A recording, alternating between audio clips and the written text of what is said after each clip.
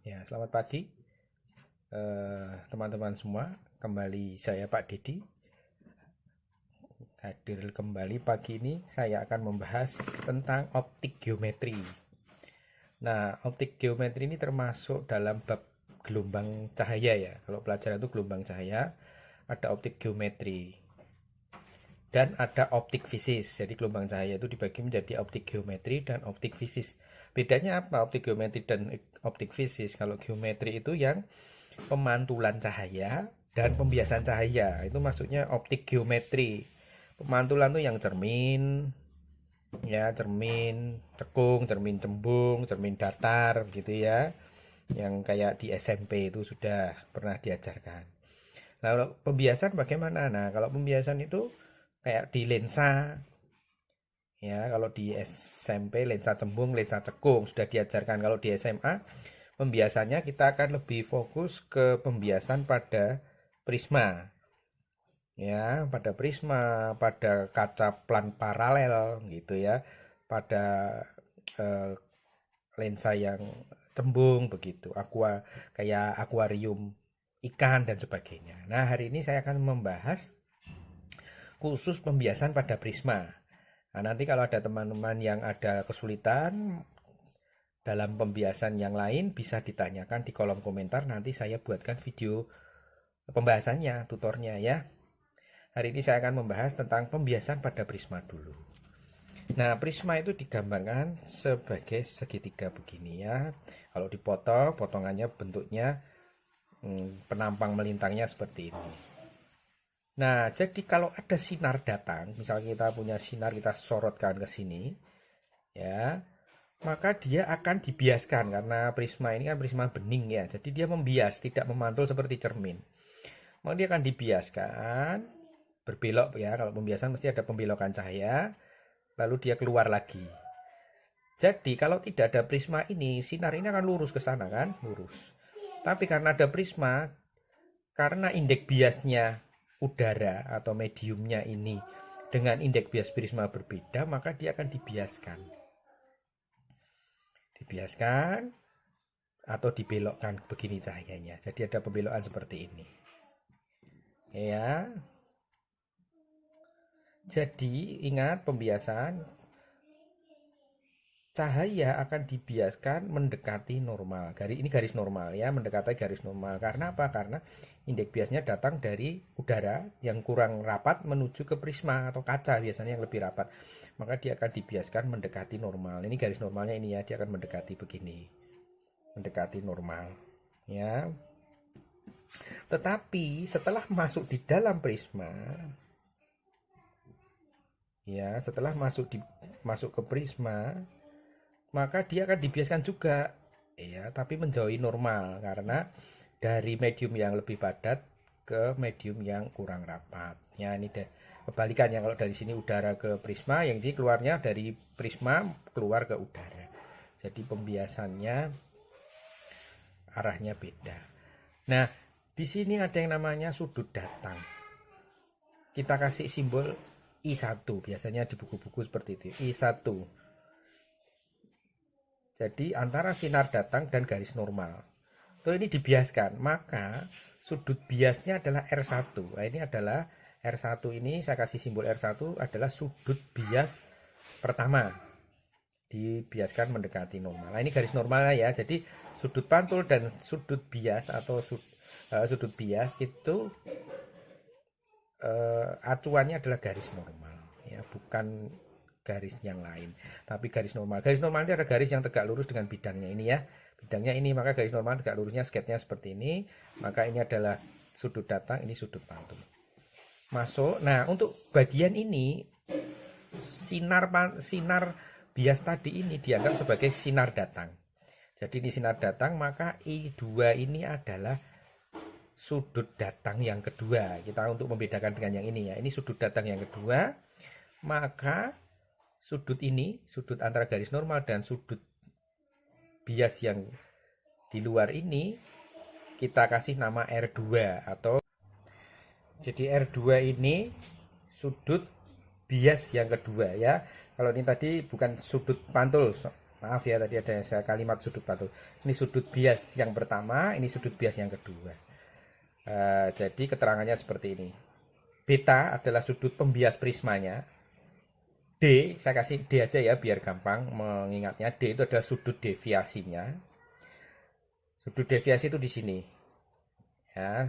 Jadi sudut antara perpanjangan sinar bias yang terakhir ini dengan perpanjangan sinar datang yang mula-mula tadi ya. Jadi ini sinar datang mula-mula. Ini sinar bias yang terakhir kita perpanjang. Nah, sudut yang terbentuk inilah yang dinamakan sudut deviasi ya.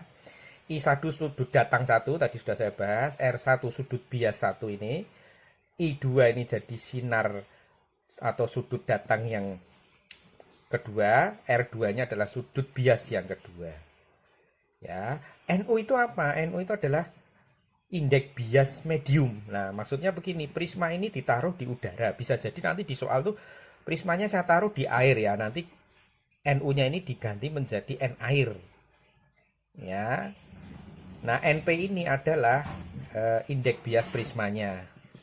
Sedangkan N besar itu adalah garis normal. Nah, itulah keterangan dari gambar ini. Biasanya soal yang sering ditanyakan itu adalah menanyakan tentang sudut deviasi. Ya, contohnya seperti berikut. Nah, contoh soalnya seperti ini. Cahaya datang pada salah satu sisi prisma sama sisi dengan sudut datang 45 derajat.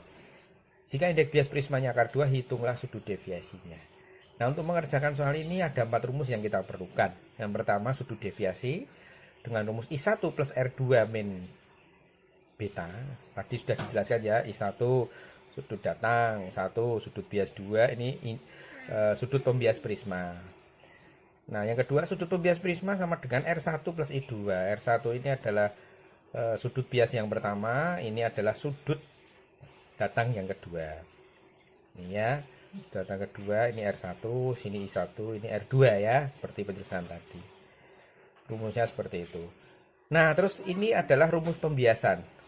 Rumus pembiasan itu adalah sin I1, jadi sudut datang yang pertama, dikali indeks bias yang pertama, udara, disama dengankan dengan sin sudut bias yang pertama dikali dengan indeks bias prisma. Cara mengingatnya begini. Kalau sin I1 kan ada di mana ini? Di udara. Berarti nanti dikali dengan N udara, indeks bias udara. Sin R1 ini di dalam prisma, ya tahu ini di dalam prisma. Maka dia dikalinya dengan indeks bias prisma, cara biar tidak terbalik-balik begitu ya. Nah, jadi begitu ya. Sin I1-nya di udara, dapatnya yang udara. R1 kan di sini, di dalam prisma, berarti ini dapat prisma ya. Begitu juga dengan yang ini ya, I2-nya di dalam prisma, maka dia dapat dikalinya dengan N prisma. R2-nya di mana? Oh, di udara, sudah dikeluar di udara sini. Maka dikali dengan NU udara. Nah, dari soal ini tadi berarti diketahui ya, I1 sama dengan 45 derajat. Sudut datang yang pertama. Sudut pembias prismanya 60 derajat sama sisi. Gitu ya. Jadi karena sama sisi, sudut pembias prismanya 60 ya, karena segitiga kalau sama sisi 60 derajat semua ini ya. Nah, ini udara ya, N udara 1 kalau tidak disebutkan di soal. Nah, lalu kita masukkan ke rumus yang pertama tadi. Jadi sebelum kita mencari sudut deviasi, kita harus tahu dulu, karena di dalam sini ada rumus I1 plus R2, sedangkan yang di soal diketahuinya cuma I1. Maka kita harus cari R2, padahal R2 itu di luar sini. Nah, maka kita cari dulu sudut-sudut ini. Untuk cari sudut R2, kita harus kayak jalan. Dari sini cari ketemu R1, dari R1 ketemu I2, I2 baru bisa ketemu R2.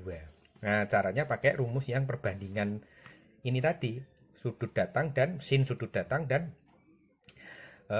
indeks bias prisma. Nah, kita masukkan yang ini dulu. Yang pertama kan yang diketahui I1. Sin I1 dikali NU sama dengan sin R1 dikali NP. Nah, rumus yang ini ya. Sehingga sin I1-nya 45, N udara 1, N prisma akar 2, sin R1. Sehingga ketemu R1. Sin R1-nya setengah ya, ini kita coret, ketemulah R1-nya 30 derajat. Nah, ketemu R1 di sini. Ya, R1 ketemu 30 derajat. Setelah ketemu R1, kita cari dulu I2. Nah, I2 dari mana? Ini dari rumus ini. Bahwa sudut pembias prisma besarnya sama dengan R1 plus I2. Nah, R1 tadi sudah kita dapat dari langkah yang pertama ini. Ini kita masukkan ke sini. Indeks sudut pembias prismanya 60 derajat sama dengan R1-nya yang kita hitung tadi 30 derajat masuk ke sini plus I2. Dari rumus sudut pembias prisma ini ya. I2-nya ketemulah 30 derajat. Pak, ini dari mana? Sudut pembias prisma rumusnya R1 plus I2 ini ada penurunannya. Nah, jadi kalau nanti pengen tahu lebih lanjut, kalau ada permintaan bisa saya buatkan penurunan rumus dari mana rumus ini bisa tahu-tahu muncul R1 plus I2 ya. Nah, untuk sementara kita hafalkan saja dulu bahwa sudut pembias prisma adalah R1 plus I2. Ada penurunannya nanti pakai segitiga sebanding begitu ya. Jumlah segitiga, sudut dalam segitiga 180. Nanti kita pakai perbandingan kayak ngitung trigono ada ini ya. Tapi untuk sementara kita langsung pakai saja. Ketemu I2 30 ya. Nah, I2 ketemu pakai rumus perbandingan indeks bias tadi, ketemulah R2. Masuk ke rumus yang ini. Sin I2, I2-nya sudah ketemu, dikali. Lah sekarang ini N prisma. Kenapa? Karena I2 ada di dalam prisma. R2-nya yang di udara, maka R2-nya nanti dapat yang NU ya. Masuk situ, masukkan. I2-nya 30, nih. N prismanya tadi akar 2, N udaranya 1, ketemulah R2. Jadi R2-nya adalah 45 derajat. Nah, kalau R2 sudah ketemu, maka sudut deviasi prisma ini ketemu. Karena I1 sudah diketahui, tadi 45. R2-nya ini 45 derajat. Dikurangi pembias prisma 60 derajat. Jadi, sudut deviasi sama dengan I1 plus R2 min beta, sudut pembias prisma. I1-nya 45, sudut datang pertama. Ternyata sudut bias yang terakhir yang keluar lagi dari prisma ke udara 45 dikurangi 60 pembiasnya prisma. Jadi 30 derajat. Inilah jawabannya. Sudut deviasi yang terjadi adalah 30 derajat. Contoh soal nomor 2. Ya. Sebuah prisma memiliki sudut pembias 12,6 derajat dengan indeks bias 1,5. Indeks bias bahan itu berarti prismanya. Bila sebuah cahaya monokromatis mengenai bidang pembias prisma tersebut, hitunglah sudut deviasi minimumnya. Nah, rumus deviasi minimum itu adalah N prisma dibagi N udara. Ingat, ini belum tentu N udara ya. Kalau di soal nanti bisa jadi sebuah prisma ada di dalam air lah. Nanti ini diganti N air.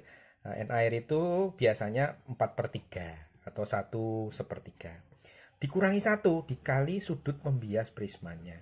Rumus ini dipakai dengan syarat sudut pembias prismanya itu kecil, yaitu kurang atau maksimal 15 derajat. Di soal ini sudut pembiasnya 12,6. Maka kita harus pakai rumus ini. Untuk mencari deviasi minimumnya adalah NP per NU min 1 dikali sudut pembias prismanya. Untuk soal ini ya. Nah, sudut pembias prismanya adalah 1,5. Ini kaca ya. Kaca itu biasanya indeks biasnya 1,5. Nah, tinggal kita masukkan saja ke rumusnya.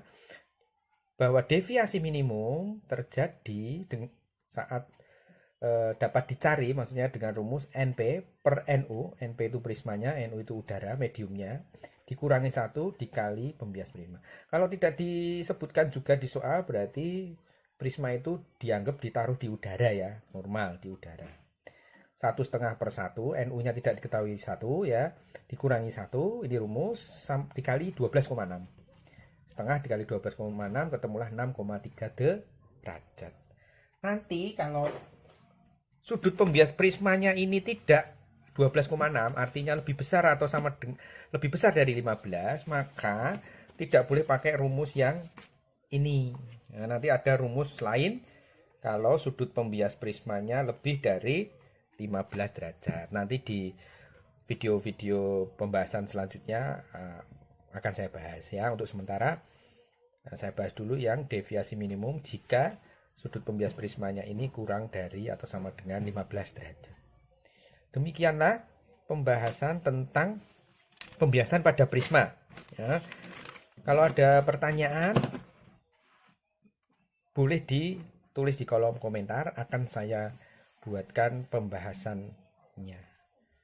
Sekian, terima kasih. Jangan lupa subscribe, bunyikan loncengnya, dan like, karena jika saya membagi soal-soal atau pembahasan soal fisika maupun matematika, kalian bisa langsung tahu dan bisa langsung belajar terus tanpa ketinggalan update-update video dari saya ya. Terima kasih.